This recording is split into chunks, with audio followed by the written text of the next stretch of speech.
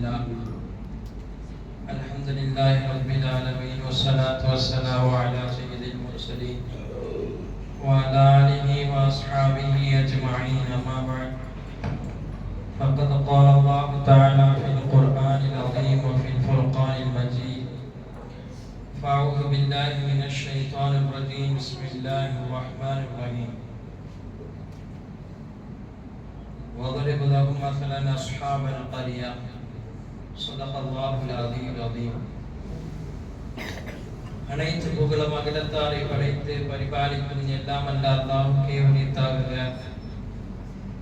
அவனுடைய சாந்தியும் சமாதானமும் மன்னலம் பெருமானார் ஸல்லல்லாஹு அலைஹி வஸல்லம் அவர்களின் மீதும் அவர்களின் அடிச்சுவற்றை அயராது பின்பற்றி வந்த சத்திய சஹாபாக்கள், தாபீன்கள், முத்தகீன்கள், அவுலியாக்கள், நாதாக்கள், ஷுஹதாக்கள், குறிப்பாக நம் அனைவர்களின் மீதும் என்றென்றும் நிரப்பமாக உண்டாகட்டுமாக. சங்கை பொருந்திய அல்லாஹ்வினுடையார்களே,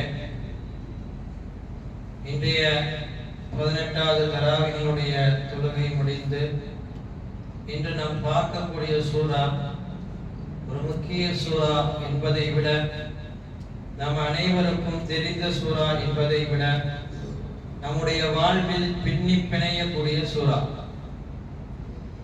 எந்த அளவுக்கு என்றால், இந்த சூறாவை நாம் அனைவரும் ஓத கேட்டே பல பேர் மனனம் செய்த சூரா.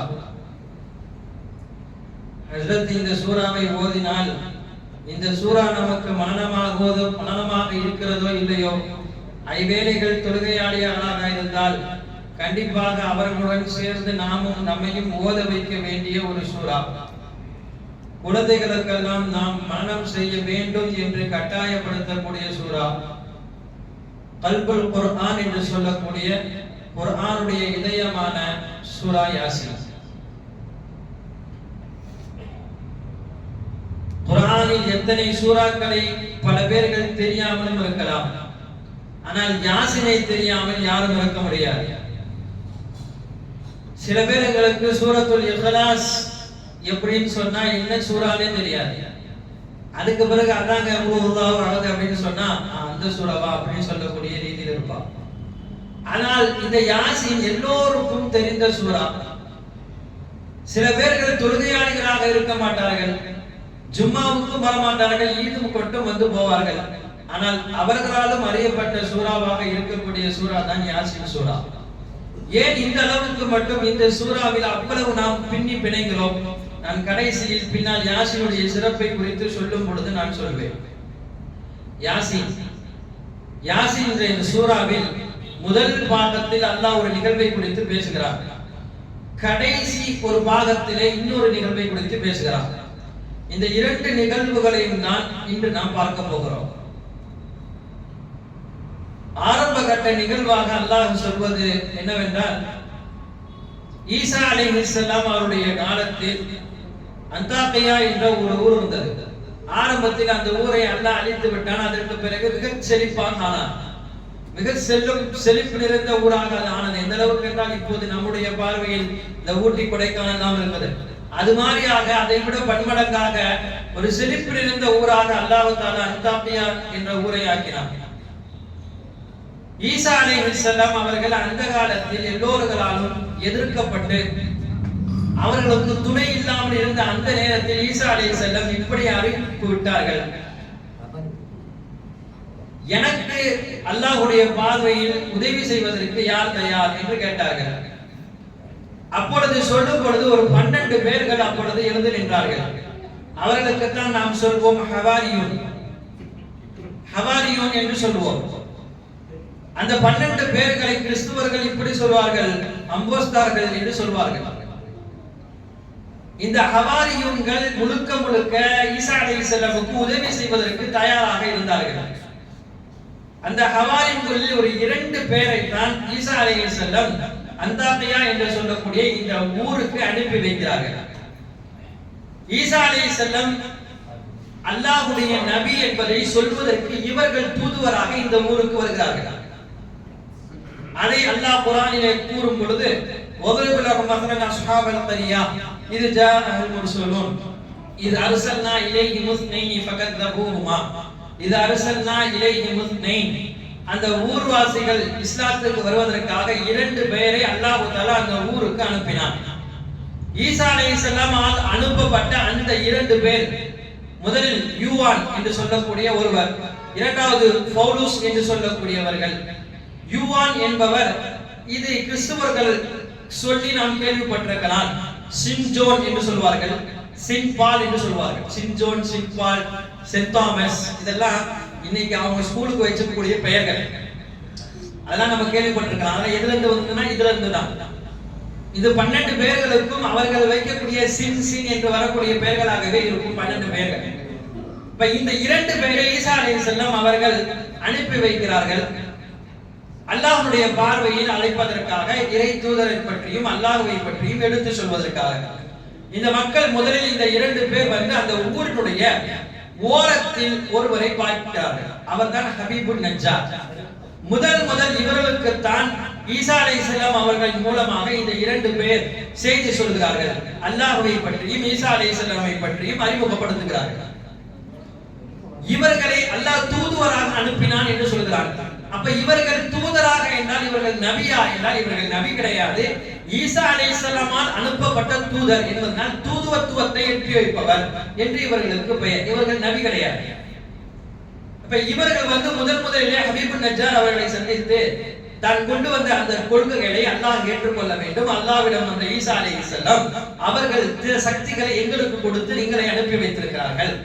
பொதுவாக அன்றைய காலத்திலிருந்து அல்லாஹ்வை குறித்து யாராவது பேசி வந்து சொன்னால் உடனே அந்த மக்கள் சொல்வது என்னவென்றால், அப்ப எங்களுக்கு ஏதாவது அற்புதத்தை செஞ்சு காட்டுங்க. நீங்க அல்லாஹ்வின் புறத்துல இருந்து ரசூல் புறத்துல இருந்து வந்திருக்கீங்கன்னு சொல்றீங்க, அப்ப நாங்க நம்புற மாதிரி ஏதாவது நீங்க செய்யுங்க, விசித்திரமாக நீங்கள் செய்யறது இருக்கணும் என்று சொல்லும் பொழுது ஈசா அலைஹிஸ்ஸலாம் அவர்களுக்கு கொடுக்கப்பட்ட அந்த சக்தி இவர்களுக்கும் அல்லாஹ் கொடுத்து அனுப்பினார் ஈசா அலைஹிஸ்ஸலாம் மூலமாக. எனவே இவர்கள் என்ன செய்கிறார்கள் என்றால் சொன்னார்கள், உலகத்தில் இருக்கக்கூடிய நோயாளிகளுக்கெல்லாம் நாங்கள் நோயை ஷிஃபாவாக்குவோம், ஆரோக்கியத்தை கொடுப்போம். பிறவி குருடனுக்கு கூட நாங்கள் ஆரோக்கியத்தை கொடுப்போம். கண் இல்லாதவனுக்கு கூட, காது கேட்காதவனுக்கு கூட நாங்கள் செவிப்புலன்களை கொடுப்போம். இப்படி ஏராளமான அற்புதங்களை அவர்கள் அடுக்கினார்கள். ஆரம்பத்தில் இது எல்லாம் ஈசா அலைஹிஸ்ஸலாம் செய்தார்கள். ஈசா அலைஹிஸ்ஸலாமுக்கு அல்லாஹ் கொடுத்திருந்தான். ஈசா அலைஹிஸ்ஸலாமுக்கு எந்த அளவுக்கு கொடுத்தான் என்றால், எழுதுகிறார்கள் முஃபஸ்ஸிரீன்கள், சந்தூக்கிலே இறந்த ஒருவரை தூக்கி கொண்டு போனார்கள். ஈசா அலைஹிஸ்ஸலாம் யார் இவர் என்று கேட்டார். இவர் இறந்து போயாயிட்டு, இவரை கூட்டி போய் நாங்கள் அடக்கம் செய்வதற்கு போகிறோம். ஈசா அலைஹிஸ்ஸலாம் சொல்கிறார்கள், நீங்கள் அல்லாஹ்வை கொண்டும் என்னை ரசூலை கொண்டும் ஈமான் கொள்கிறீர்களா? இவருக்கு நாங்கள் உயிர் கொடுக்கிறோம். ஆச்சரியப்பட்ட மக்கள், ஆம், நீங்கள் உயிர் கொடுத்தால் நாங்கள் ஈமான் கொள்கிறோம். அவரை அல்லாஹ்வுடைய அனுமதியை கொண்டு நீங்கள் எழுந்து செல் என்று சொல்ல, சந்தூக்கில் தூக்கி போன அவர் அந்த சந்தூக்கை அவரே தூக்கி போனார். பின்னர் அவருக்கு நிக்காஹ் முடிந்து குழந்தைகள் எல்லாம் பிறந்து அடுத்த 2வது ஒரு மௌத்தானார் என்பது வரலாறை பதிவு செய்கிறார்கள். இப்ப ஈசா அலைஹிஸ்ஸலாமுக்கு அல்லாஹ் அப்படி ஒரு அற்புதத்தை கொடுத்திருந்தார். அந்த அற்புதத்துக்கு ஏற்ப இவர்களும் அதை செய்து காட்டினார்கள். உடனே இந்த ஹபீபுன் நஜ்ஜார், இதெல்லாம் நீங்க உண்மைன்னு நாங்க எப்படி நம்புறது? நீங்க ஏதாவது சொல்வீங்க, சொல்றதை எல்லாம் நாங்க எப்படி நம்புறது என்று சொல்லிவிட்டு, நீண்ட காலமாக எனது மகன் படுக்கையாக இருக்கிறார், அவனுக்கு எல்லா மருத்துவமும் கொடுத்து பார்த்தாச்சு, எந்த அசைவும் இல்லை. அந்த மகனை நீங்கள் பணமை போல ஆக்க வேண்டும், நீங்கள் நடக்க வைக்க வேண்டும் என்றால் நான் ஒத்துக்கொள்கிறேன். சரி என்று அவருடைய வீட்டுக்கு அழைத்து போகப்பட்டது. மகனை காட்டினார்கள். மகனை காட்டியவுடன் எப்போதும் இவர்கள் சொல்வதை போல் சொல்லி அல்லாஹ்வுடைய அனுமதியை கொண்டு அந்த பிள்ளைக்கு நல்ல ஒரு ஆரோக்கியம் கிடைத்தது. எழுந்த அந்த பிள்ளை நடக்க ஆரம்பித்து விட்டார். தெருக்களில் நடந்து போக ஆரம்பித்து விட்டார். பார்த்த மக்களுக்கு எல்லாம் ஆச்சரியம். ஏனென்றால் ஹபீபுன் நஜ்ஜாருடைய மகன் கைகால் இல்லாமல் படுத்துக் கொண்டிருந்தவனாச்சே, படுக்கையில் இருந்தவன், இவன் எப்படி எழுந்து இப்படி நடந்தான் என்பதை மக்கள் கூடி வந்து ஹபீபுன் நஜ்ஜாரிடம் கேட்க வந்து விட்டார்கள். ஹபீபுன் நஜ்ஜார் வந்த இந்த இருவரை குறித்து செய்தி சொன்னார். முதலில் அப்பொழுதுதான் ஈசா அலைஹிஸ்ஸலாம் அனுப்பப்பட்ட அந்த இருவரை குறித்து ஹபீபுன் நஜ்ஜார் மக்களிடத்திலே பிரசங்கம் செய்கிறார். இதை கேட்ட மக்களுக்கு எல்லாம் ஆச்சரியம். யாருக்கும் அவருடைய குடும்பத்தில் யாராவது ஒருவர் உடம்பு முடியாமல் இருக்கத்தானே செய்வார்கள். எல்லோரும் எங்க வீட்டுக்கு வாங்க என்று அழைத்து போய் எல்லாருக்கும் இந்த 2 பேர் ஆரோக்கியத்தை கொடுக்க ஆரம்பித்து விட்டார்கள். அந்த அந்தாக்கியாவிலே புகழ்பெற்ற 2 பேராக பரவ ஆரம்பித்து விட்டார்கள் இந்த 2 பேர். இந்த செய்தி முதல் முறையாக அப்போதுதான் அந்த நாட்டினுடைய அரசனுக்கு தெரிய வருகிறது. அப்போது அவர்கள் வாங்கி கொண்டிருந்த தெய்வம் எல்லாம் வேற வேற தெய்வங்களை வணங்கி கொண்டிருந்தார்கள். இதை பார்த்து கேள்விப்பட்ட அவருக்கு கோபம் வந்து அந்த 2 பேரை பிடித்து வாருங்கள் என்று ஆணையிட்டார். அந்த 2 பேரையும் அப்படியே பிடித்து வந்து அரசருக்கு முன்னால் நிப்பாட்டப்பட்டு விட்டது. அரசர் கேட்டார், என்ன நீங்கள் என்னென்னமோ சொல்லுறீங்களாமே, என்னமோ மார்க்கன்றீங்களா, யாருக்காருக்கோ ஏதோ கொடுக்குறீங்களாமே, என்னமோ நாம் செய்யறாமே என்று கேட்கும் பொழுது, ஆமா எங்களுடைய இறை தூதர் இவர், நாங்கள் அல்லாஹ்வால் இந்த இறை தூதரை கொண்டு பின்பற்றுகிறோம், அதனால் நாங்கள் இதை செய்கிறோம் என்று சொன்னவுடன் அரசருக்கு கூட கொஞ்சம் கோபம் அதிகமாகிவிட்டது. என்னவெல்லாமோ சொல்கிறீர்கள், அப்ப இத்தனை காலமாக இந்த மதத்தின் மீது நிற்கக்கூடிய நாங்கள், இத்தனை மக்களை கட்டுப்பாட்டில் வைத்திருக்கக்கூடிய நாங்கள் யார் என்று கோபப்பட்ட அரசர் இவர்களை உடனே சிறையில் அடையுங்கள் என்று ஆணையிடுகிறார். அந்த இருவரும் சிறைக்குள் அடைக்கப்படுகிறார்கள். இதுவரையும் தான் அந்த ஆயத்துக்குரிய விளக்கமாக நாம் பார்க்கிறோம். இது அரசர்னா இலைஹி முஸ்னைனி என்று சொல்கிறானே, 2 பேரை அல்லாஹ் அனுப்பினான். இதுக்கு பிறகுதான் ஃபஅஸ்ஸஸ்னா என்று ஆரம்பிக்கிறது. 3வது ஒருவரை அல்லாஹ் கொடுத்து அவர்களை பலப்படுத்தினான். அந்த 3வது ஒருவர் அப்பொழுதுதான் வருகிறார். அவர் யார்? இந்த செய்தி எல்லாம் ஈசா அலைஹிஸ்ஸலாமுக்கு தெரிந்த பிறகு ஈசா அலைஹிஸ்ஸலாம் 3வது ஒருவரை அனுப்பி வைக்கிறார்கள். அந்த 3வது ஒருவர் யார் என்றால், நான் ஹவாரியூன்ஸ் ஒரு 12 பேரை சொன்னேன். அந்த 12 பேருக்கு எல்லாம் இவர் தான் ஹெட், தலைமைத்துவம், தலைவர். அவருக்கு பெயர் சம்ஊன், சென்ட் தாமஸ் என்று கிறிஸ்தவர்கள் சொல்கிறார்கள். சமூனை கொடுத்து அனுப்பி வைத்தார்கள். சமூன் அவர்கள் இவர்களுக்கெல்லாம் கொஞ்சம் மாற்றமானவர். எதையுமே இப்படி எல்லாம் ஃபேஸ் பண்ண மாட்டார். இவர் வந்த உடனே ஷிஃபா கொடுத்து எல்லாரும் மக்களும் ஷிஃபா அடைஞ்சு அது அரசர்கிட்ட போய் செயலுக்கு போயிட்டாரு. இது எல்லாம் தெரிந்து வந்த சமூன் அவர்கள் இதெல்லாம் செய்யாம முதல்ல வந்த உடனே அரண்மனைக்கு பக்கத்தில் ஒரு கூடாரம் போட்டு உட்கார்ந்தார்கள். எதையும் மக்களிடத்தில் தெரிவித்துக் கொள்ளவில்லை. மக்களோடு மக்களாக கலந்தார்கள். தாவாவுடைய பணியை ஒரு கட்டத்தில் எப்படி செய்ய வேண்டும் என்பதையும் ஹவாரியூன்கள் பாடம் நடத்துகிறார்கள். மக்களோடு மக்களாக கலந்தார்கள். எல்லாரிடத்திலும் சகஜமாக பேச ஆரம்பித்தார்கள். சமூன் என்பவர் நம்மளே ஒருவர் என்பதை போல எல்லாருக்கும் தெரிந்தது.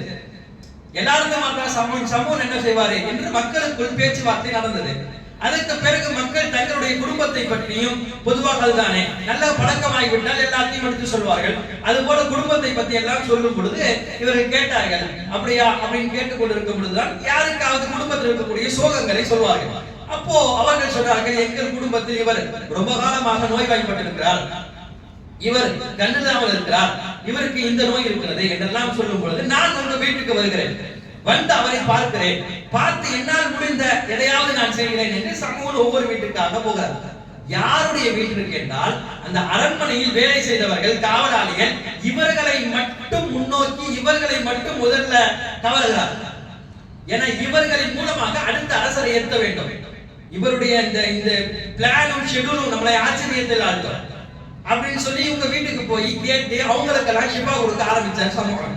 அவங்களுக்கெல்லாம் அல்லாஹ்வுடைய கிருபையில ஆரோக்கியம், ஒவ்வொருக்கு ஆரோக்கியம் வந்தது.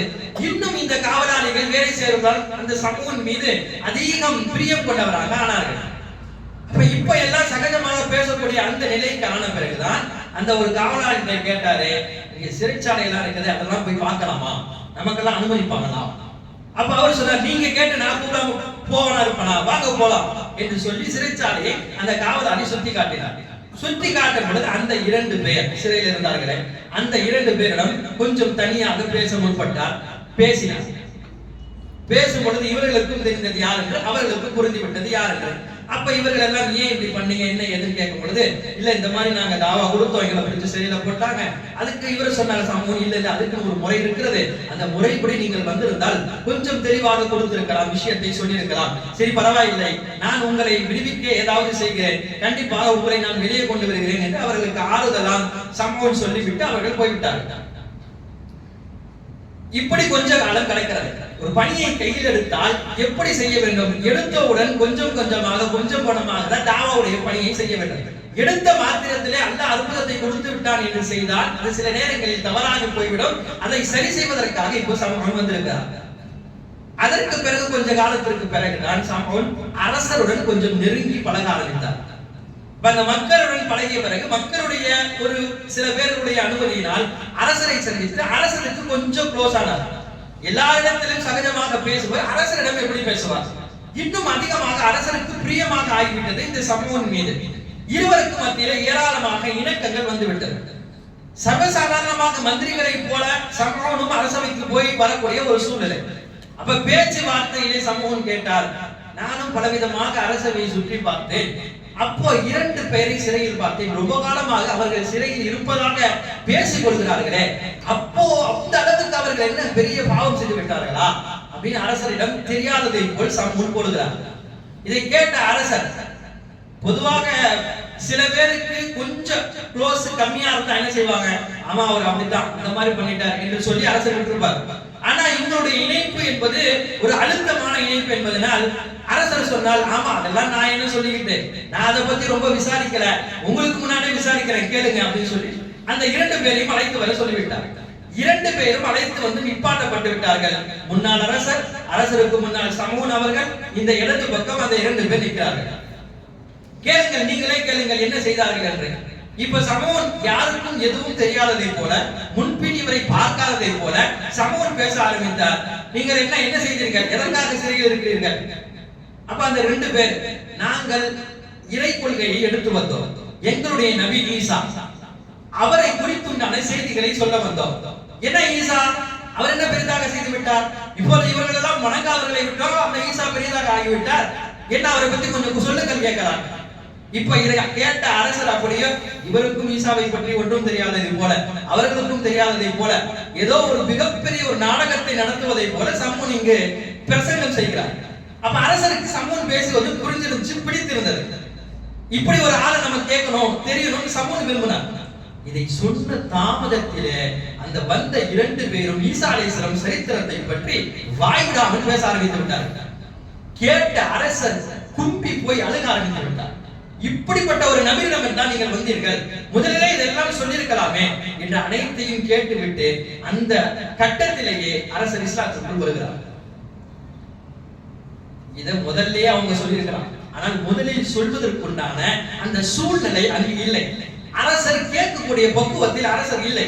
அதனால்தான் இந்த நிகழ்வுல இருந்து பெரிய பாடம் என்ன கொடுக்கிறாருன்னா, தாவாவுடைய பணியை நீங்கள் கையில் எடுத்தால் அந்தந்த சூழ்நிலைக்கு தக்கவாறு தான் அங்கு நடந்து கொள்ள வேண்டும். சூழ்நிலையை தகுந்தவாறு நடைபெறாமல் நீங்கள் அல்லாஹ்வையும் ரசூலையும் பற்றி சொல்கிறேன் என்று ஏதாவது சொல்ல ஆரம்பித்தால் விபரீதம் வேறு மாதிரி ஆயிடும். 2 பேரும் பேசும் பொழுது சில நேரங்களில் அவர்கள் ஒத்துக்கொள்ளாவிட்டால், அடுத்து நாம ஏதாவது அவங்களுடைய கடவுளை பற்றி திட்ட ஆரம்பித்தால் மறுபடியும் அவர்கள் அல்லாஹ்வை பற்றி திட்ட வந்து விடுவார்கள். எனவே தான் அல்லாஹ் சொல்கிறார், நீங்க அவங்களுடைய தெய்வத்தை பற்றி திட்டாதீர்கள், திட்டினால் உங்களுடைய ரப்பை பற்றி அவர்கள் திட்டுவார்கள், ரப்பை பற்றி திட்டுவதற்கு நீங்கள் காரணமாக ஆகிறார்கள் என்று அல்லாஹ் ஒரு ஆயத்தில் பேசுகிறார். சமூக இஸ்லாத்துக்கு வந்து விட்டார், ஆனால் அரசர் இஸ்லாத்துக்குள் வந்து விட்டார்.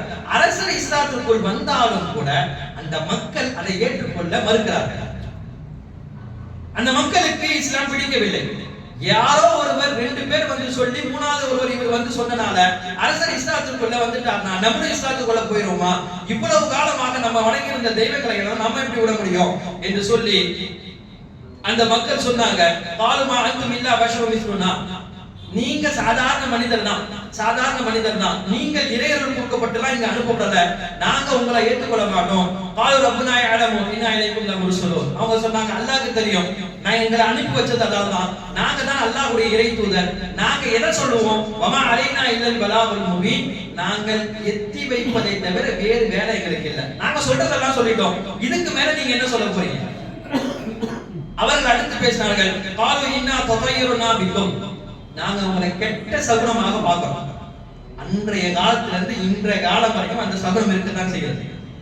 கெட்ட சகுனமாக உங்களை நான் பார்க்கிறோம், அப்படிதான் எங்களுக்கு நீங்கள் திருப்புறீர்கள், நீங்கள் பெரும் சக்தி கொடுக்கப்பட்டவர்களாக அல்லாஹ்வால் ஈசா அலைஹிஸ்ஸலாமால் அனுப்பப்பட்டவர்களாக எங்களுக்கு தெரியவில்லை என்று கெட்ட சகுனமாக திரிகிறீர்கள் என்று அவர்கள் பேசியதை அல்லாஹ் குர்ஆனில் பதிவு செய்கிறார். ஏன்னா அன்றைய காலத்துல இருந்தே இருக்குது இந்த கெட்ட சகுனம். அன்று எப்படின்னா ஒரு பறவை தூக்கி அப்படி விடுவாங்க, அந்த பறவை வலது பக்கம் பறந்து போச்சுன்னா நல்ல விதமாக வியாபாரம் போகும், வலது பக்கத்துல வியாபாரத்தை தேட ஆரம்பிக்க போவார்கள். அது கொஞ்சம் மாறியது. அப்புறம் அந்த பறவை கிளியாகி போய் கிளி சீட் எடுத்து போடும், எந்த சீட்டை கிளி எடுத்து போடுதோ அந்த சீட்ல தான் அவருக்கு வாழ்க்கை இருக்குது. அடுத்து கொஞ்சம் மாறிடுச்சு, ரோபோட் வந்தது. ரோபோட்ல ஒரு காசு போடுவாங்க, அது ஒரு சீட்டு கொடுக்கும், அந்த சீட்டை வாழ்க்கை முழுக்க அந்த 2 வரியில எழுதப்பட்டிருக்கும். இன்னும் அதுவும் இன்னைக்கு மாறி செல்போனுக்குள்ள ஒரு ஆப், அந்த ஆப்ல போய் தட்டி நீங்க போட்டீங்கன்னா உடனே உங்க அனைத்து விதமான விஷயங்களையும் அந்த ஆப் கொட்டிடும். அதை எடுத்து வச்சு வாழ்க்கையை வாழ வேண்டியதான். இன்றை வரையும் இந்த சகுனம் பார்ப்பதும் இந்த கெட்ட விஷயமும் இருந்து கொண்டுதான் இருக்கிறது. அன்றே அல்லாஹ் சொன்னான், அவர்கள் சொன்ன அந்த வார்த்தையை பதிவு செய்கிறான். இன்னா ததையரனா பிக்கும், கெட்ட சகுனமாக நாங்கள் உங்களை பார்க்கிறோம். லஇல்லம் தன்தஹு, நீங்கள் எங்களை விட்டு போகவில்லை என்றால் லனர்ஜு மன்னக்கும் வலை யமஸ்ஸன்னக்கும் மின்னா அதாபுன் அதீம், கற்களால் உங்களை எரிந்து உங்களுக்கு பெரிய வேதனை கொடுக்க நாங்கள் தயாராக இருக்கிறோம் என்ற அளவுக்கு அவர்கள் பேசிவிட்டார்கள். இந்த பேச்சுவார்த்தை எல்லாம் நடந்து கொண்டிருக்கும் பொழுதுதான் ஆரம்பத்தில் ஒருவரை பற்றி படித்தோமே, ஹபீபுன் நஜ்ஜார், அவர் ஓடி வருகிறார். வஜாலின் அக்ஸல் மதீனா, மதீனாவுடைய கடைக்கோடியிலிருந்து அவர் வந்து சொன்னார், இந்த இறை தூதரை நீங்கள் ஏற்றுக்கொள்ளுங்கள். ஏன் ஏற்றுக்கொள்ளணும்னு சொன்னா, இத்தபியும் அல்லாஹ் யஸ்லுக்கும் அஜ்ரம் வஹும் முஹ்ததூன், நீங்க அவங்க செய்யறதுக்காக வேண்டி அவர்கள் உங்களிடம் இந்த இறையை பற்றி பரப்புவதற்காண்டி ஏதாவது காசு வாங்கினாங்களா? இதுவரைக்கும் உங்கள்கிட்ட இருந்து ஏதாச்சும் வாங்கியிருக்காங்களா? எதுவும் வாங்கவில்லை. இறையை பற்றி சொல்கிறார்கள்.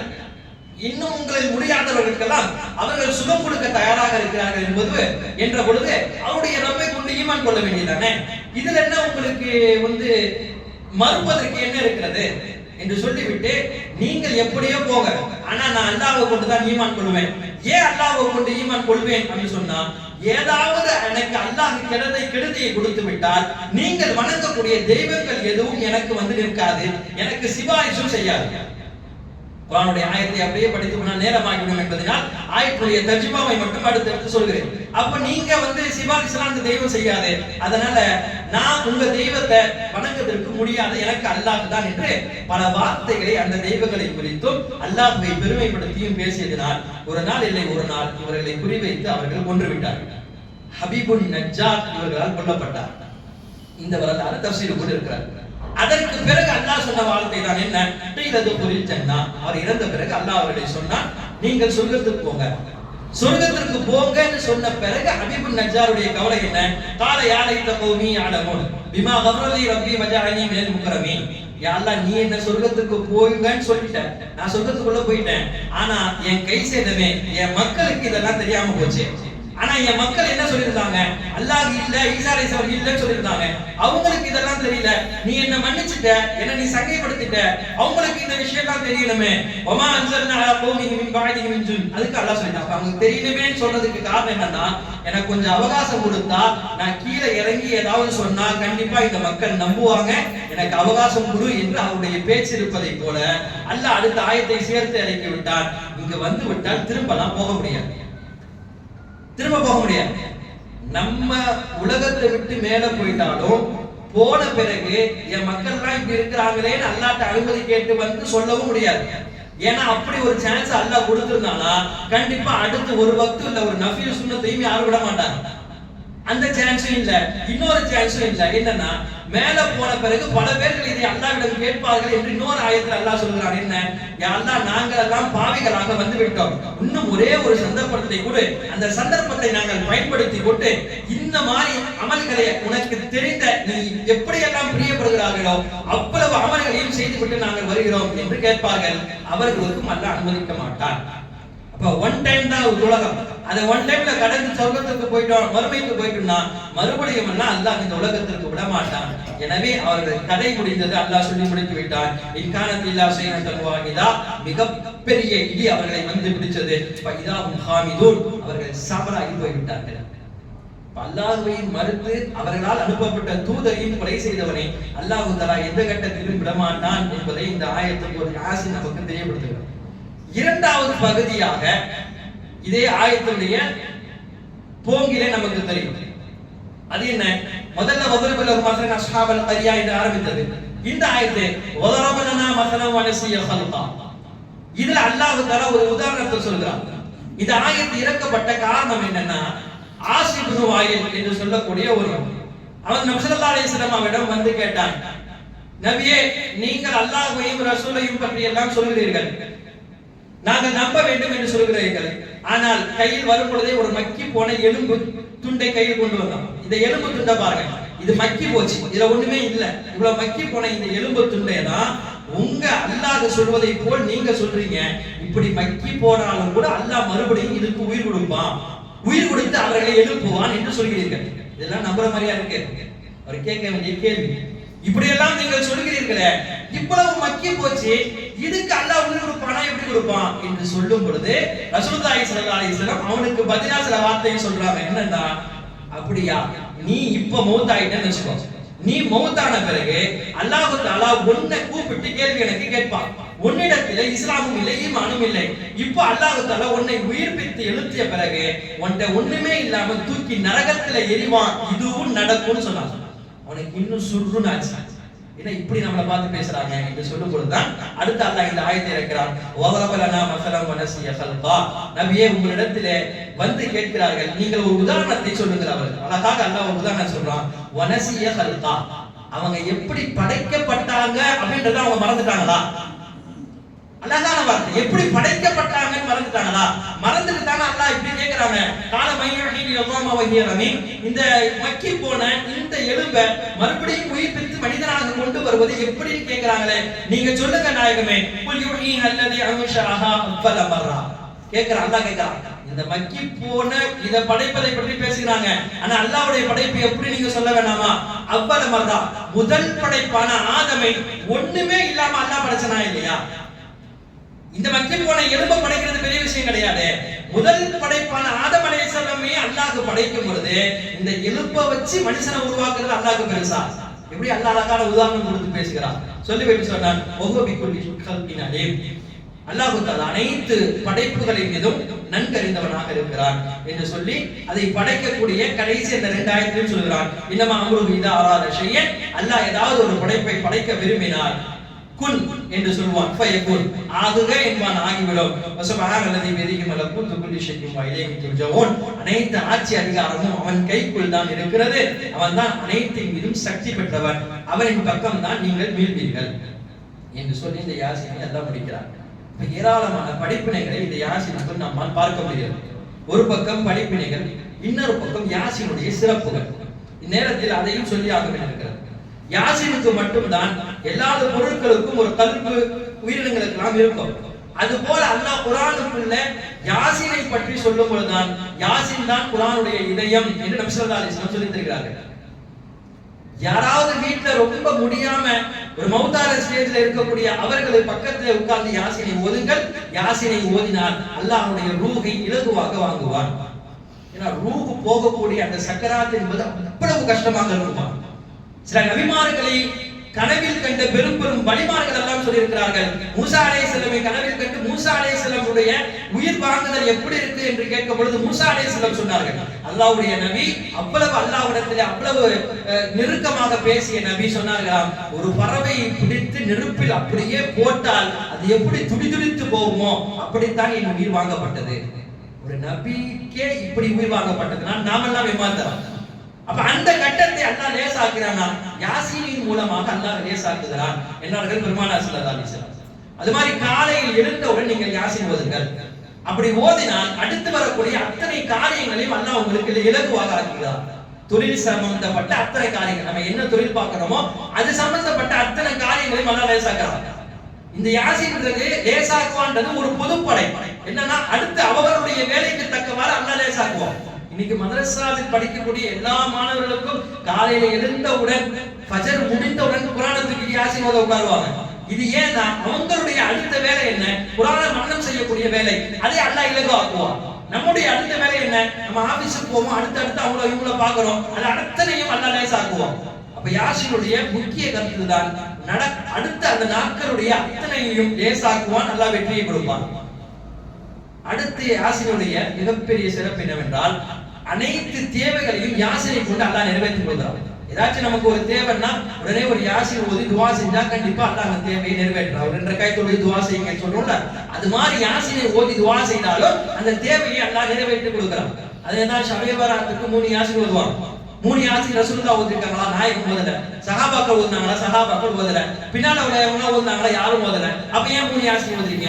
3 யாசீன் ஓதுவதற்கு காரணம் ஒன்றுதான், நீங்கள் எந்த தேவைகளை யாசீனை ஓதி கேட்கிறீர்களோ அல்லாஹ் கொடுப்பான். எனவே நான் தேவை இன்னைக்கு என்ன, எனக்கு இன்றைய தேவைன்னா இன்னைக்கு அல்லாஹ் தஆலா ரிஸ்கை அபிவிருத்தி பண்ணி கொடுக்கிறேன்னு சொல்லியிருக்காங்க. அதனால யாசீன் ஓதி, யா அல்லாஹ் வரக்கூடிய வருடத்தில் அந்த ரிஸ்கை அபிவிருத்தி பண்ணித்தா, வரக்கூடிய வருடத்தில் எந்த பலா முசீபத்தும் இல்லாமல் ஆக்கித்தா. இரண்டாவது யாசீன், வரக்கூடிய வருடத்தில் எனக்கு இதெல்லாம் ஓதி கேட்கும் பொழுது அல்லாஹ் தஆலா அதை கபூல் செய்து கொடுக்கிறார். அவ்வளவுதான் யாசின். அதற்காகத்தான் யாசின் ஓதி துஆ செய்கிறது.